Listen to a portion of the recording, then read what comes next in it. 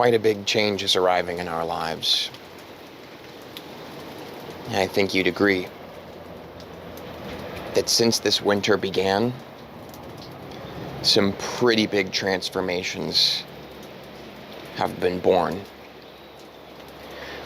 And I know that you and I are connected and that we're not having this relationship together on accident by any means.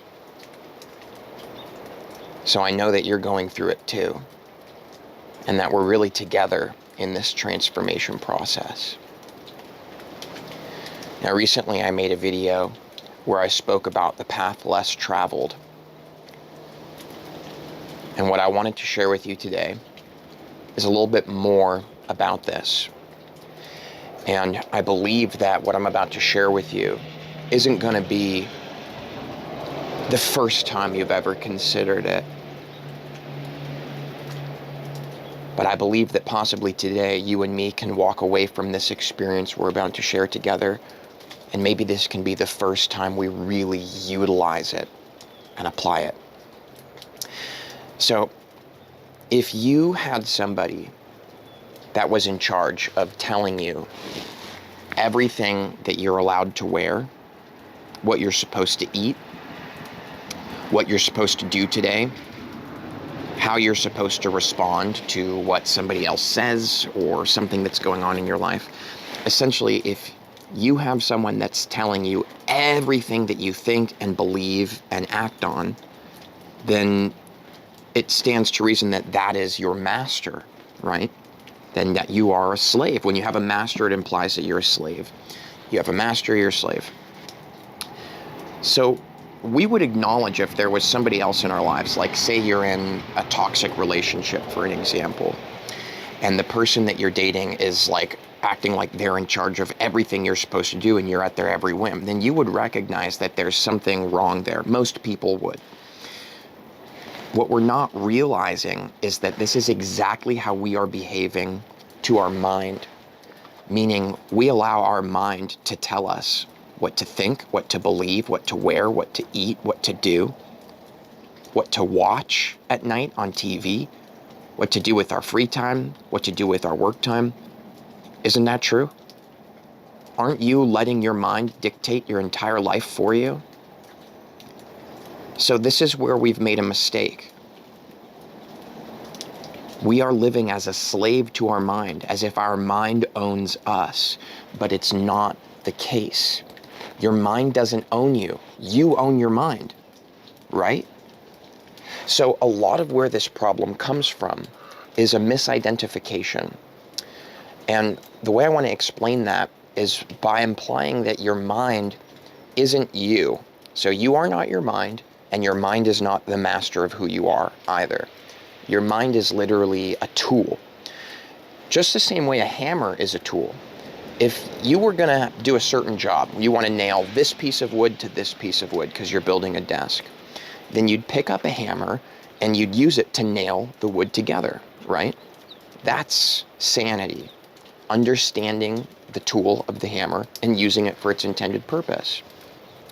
But you wouldn't walk away after nailing the piece of wood together that you were nailing and use that hammer to eat your bowl of cereal as if it's a spoon.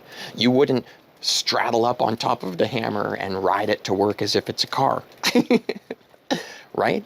You wouldn't talk to it as if it's your friend. You wouldn't, try to bathe yourself with it. The point being that you understand that a hammer is a tool and it has an intended purpose. You don't confuse that you are the hammer. You don't start to believe that you're the hammer. You don't start to use it for things it was never intended for. This is the madness that we've been experiencing in our lives. As a human society and a culture, you can see it all around you. People believe they are the mind, and they use that tool that is the mind for everything. They use their mind to make decisions. They use their mind to decide what to eat. They use their mind to tell them what to do, to where to go. This is not what the mind is for. That's, again, the example. I'm using it humorously on purpose of using a hammer to eat your cereal and drive it to work. So we have both, as a society and a civilization and in our own individual lives, which is the only place you and I can take responsibility right now. If we can take responsibility in our personal lives, then we can experience a real transformation and a real elevation of consciousness and a real waking up. And when we're awake, then we can exercise more responsibility in our society, in our culture, on a global scale, across our own state boundaries, so we can actually be a better help to people, is what I'm saying. We could be a better help to this planet. And if you've noticed something, just a slight side tangent, there are certain bacteria and things like this that live within us. And I'm not an expert in this area, but there are certain bacteria that live within us. We are their vehicle of life. And they have learned how to benefit us. So there are certain things living within us that are benefited by us, and we also benefit by them. But imagine there was a being that was living within you, like a parasite, for example, that was living off of you but actually damages you. This is not an intelligent species that would live within us, because ultimately it would cause us to become sick and ill, and we would either remove that parasite from within us so it loses its home, or we would die and then it loses its host. So there are very intelligent things living within us that actually benefit us because it's in the highest good of all. It's a symbiotic relationship. I believe that that is how we should be living with each other and with the planet. A symbiotic relationship where we all thrive together. But we're not thriving. We're suffering, and we're spreading that suffering to each other and to our planet. And the way that I see it is, so much of this, not all of it, but so much of this comes from us trying to use the mind for everything and thinking that we are the mind. So here's the point. We have feelings, thoughts, ideas, beliefs, all of this inner reality happening. But those beliefs and those feelings and those thoughts and those ideas aren't you. They're something that you're having, right? So it doesn't make sense to let those thoughts, feelings, ideas, and beliefs have you. You should be the one having them, but that's not how we're living. We're letting our mind have us. We're letting it be our master. You see this? So the path less traveled, and if you missed that video, that's okay. You don't have to watch it, but you can. It's the video that was posted just before this one. You can find it on my page if you want to. And the point of the path less traveled is that if you want to walk forward without following your mind or your beliefs. Because when you do this, you are incredibly limited. But who you really are is infinite and eternal and unlimited. And what I'd like for you and I to be able to do throughout this winter is allow this transformation that's taking place in our lives to expand, and that we actually wake up and apply it. Meaning that we don't let this video be just an idea or a new philosophy or a new belief to attach ourselves to. I am not the mind. Okay, yeah, I get it. That makes sense. If that's how you're operating, then you've missed the point, because you are still being your mind. You're still allowing your mind to use you. What I wanted to share with you today isn't just some new idea or some new belief that's going to set you free. No belief can set you free, because all beliefs are binding chains. The reason for this is because your beliefs are like clouds in front of your face. You cannot see the true reality happening in front of you. You only see your idea and beliefs about it. Do you see the difference? So the path less traveled is about walking forward in life, moving forward in our experience, but us being the one that takes those steps, us being the one that makes decisions, not our mind.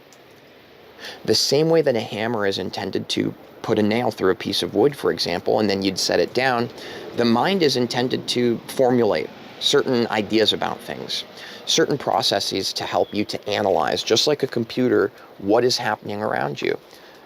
Mainly so that you can spot danger, and mainly so that you can come up with ideas using your imagination to create new things that didn't exist before.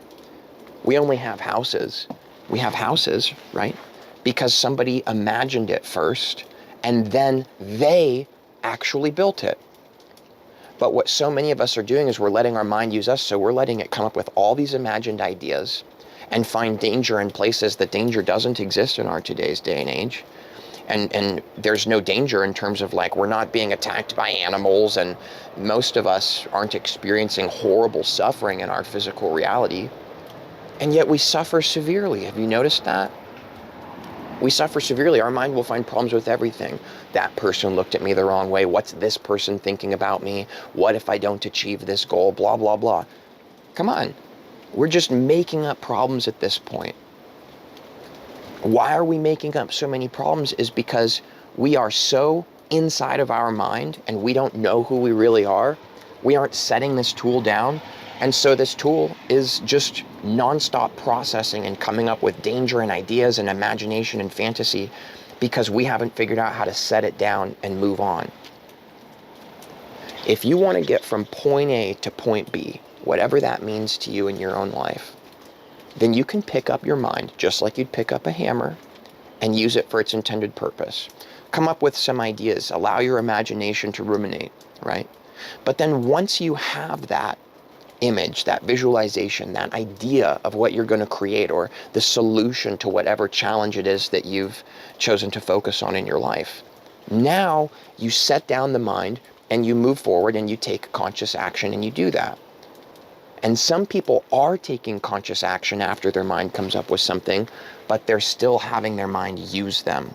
They're still suffering. There's still nonstop noise in the mind, constantly blah, blah, blah, blah, blah, blah, blah. All about it.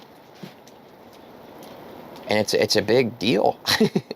It's a big deal because 99.9% of people living their lives are living at 99.99999% of the time, not in actual reality, but in their head. And I don't want you or I to miss out on this incredible opportunity of being alive and living here in this place. But we're missing it. When we're in our mind so much, it's like our head is shoved up our butt and we're not seeing what is in front of us. And when we don't see clearly in front of us because we've got too many thoughts and ideas and feelings and emotions that we think are all us, the problem here is now we can't act clearly. We can't operate clearly in our lives. It's not possible. We make delusional choices, and those delusional choices hurt ourselves, each other, and the planet. And that's what I believe we are in the process of realizing our own freedom of. So here's the point. A lot of people think you're supposed to silence the mind. So you might be thinking, well, Nathan, how do I get my mind to be quiet and to stop doing incessant things? Well, here's the thing. Your mind has been designed and evolved and has so much information and infinite intelligence. Like, you could think about it like this. The universe has created this extraordinary mind that has allowed us to evolve to the place that we are. But now to make it to the next step of evolution, all we need to really do isn't silence the mind. Because our mind is not a bad thing. Its thinking, its processing, its ideas are not bad. What's bad is us believing that it's us. Do you see the difference here? So the goal isn't to silence your mind. If you want to do that, just go get a doctor that'll give you a lobotomy and you can have absolute bliss of no thoughts for the rest of your life. You can be that guy if you want. Go get a lobotomy, sure. Take a lot of drugs to help yourself silence your brain. I've been there. I understand why you might make those kinds of decisions to nullify and pacify your thinking because it gives you peace. But there's a different kind of peace that comes from when you hear your mind coming up with ideas. It's like just walking by your house and seeing the hammer in your toolbox on the table. You see it, but you know it's not you. So you don't pick it up and start using it because you're in the process of doing something else. You see the difference? So I'm going to be talking about this more on the channel and hopefully finding it within myself to explain it better so that I'm not just giving you vapor or fumes of an idea, because I don't want you to walk away from these videos with some new idea or belief, because that's actually not going to aid you. So I'm going to do my best to come up with real ways that we can work through these kinds of things together, if that makes sense. Just to be honest with you guys, I'm not really somebody to follow or take my direction on all of these things, because the truth is I'm not in front of you in this process. I'm right here in it with you. if that makes sense. Like, this is a kind of path that we walk together. And I just wanted to make that clear because my recent video that I made inspired my friend to basically schedule a short coaching call, and they said it's okay if I mention this to you guys in this video, but I'm going to change their name. Basically, Joe felt from the most recent video I made that I have something figured out that I could share with them and help them to understand better. And I realized that sometimes I have a certain way about me that makes it seem like I know something. But the truth is that if you're feeling that kind of magnetism coming off of me, it's not actually because I know something that you don't. It's more actually along the lines of I don't know as many things. I don't have as many beliefs. So I'm more free from that kind of weight, for example. Because when you think about it, all the things you know, all your beliefs and ideas about things, they weigh a lot. That's a certain kind of heaviness that we carry throughout our lives. So if you ever feel like I've got something that I can give you that you don't already have, it's not true. If there's anything that I do have, it's that I have less, if that makes sense. I've got less going on in my field of beliefs and ideas, so I'm more free from that kind of weight. So I just wanted to throw that out there, that I'm not somebody to follow on this path. I'm just somebody that's walking it with you. And I wanted to make that clear. So thank you guys very much. I hope to see you for the next video. And if you'd like to take some cool classes and courses that I've made to help you guys and just share my own personal experience and some workshop ideas and things that you can apply in your own life, you can check out those classes and upcoming live group workshop events tagged in the description of this video. That's a good place to hang out more real time, have conversations, and work through more specific things that you can apply in your life. But I hope to see you guys for the next video, and much love to you, and I'll see you soon.